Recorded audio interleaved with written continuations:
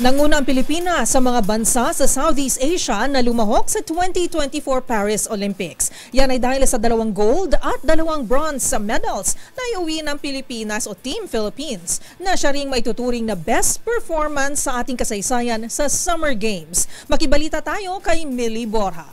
Matagumpay kung maituturing ang nagdaang Paris Olympics para sa Pilipinas. Maliban sa pangunguna sa mga bansa sa Southeast Asia, ito rin ang tila best performance na ng ating mga atleta sa Summer Games. Yan ay dahil sa makasaysayang 2 ginto mula sa gymnast na si Carlos Yulo at tig-1 bronze medal mula sa mga boksingera nating si Neneste Petesio at Ira Villegas. Nagtapos sa number 1 ang Pilipinas sa medal tally sa Southeast Asian countries, habang pang-7 naman sa buong Asia. Samantala, balik bansa na bukas, August 13, ang ating mga atletang Pinoy mula Paris. Kaya naman kasado na rin ang Heroes Parade na inihanda para sa mga ito. Ang naturang parada ay magsisimula sa Philippine International Convention Center sa Pasay City ng alas 3 at magtatapos sa Malacañang Palace sa Manila.